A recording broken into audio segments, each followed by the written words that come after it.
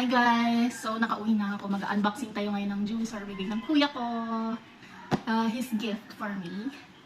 Yes. Unboxing po tayo. This is Hanabishi Juice Extractor.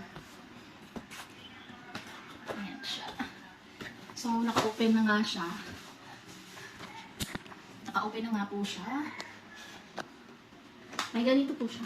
Guarantee.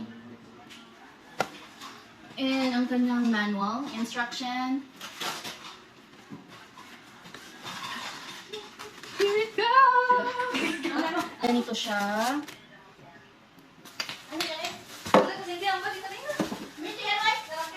And ganito. Ano to?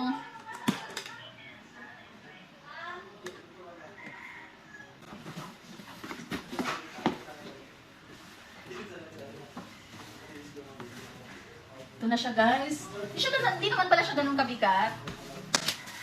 Yan, ibalik natin itong mga plastic. So, you know naman, magagamit pa rin yan nung natin itapon ang box. So, the reason as to why nagkaganito po ako, kasi nga po, because of I only have one kidney now in my CKD. So, kailangan ko mag-start naman healthy eating, healthy living. Kaya naisip ni Kuya to help me is to add some vegetables or fruits. I think, ganun din para sa kanya. Gusto niya rin ito magamit. So, while he's here, try natin to. Inisip ko carrots, kasi maganda kasi yung carrots. Pero not too much of carrots.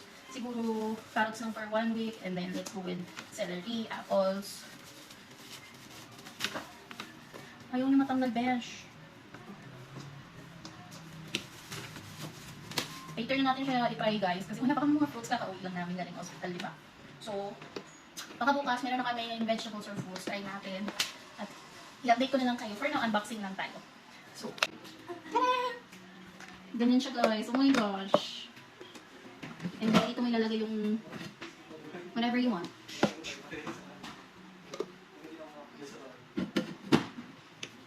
So amazing. It's really so amazing. Shawty, you don't need a makeup or a jigs.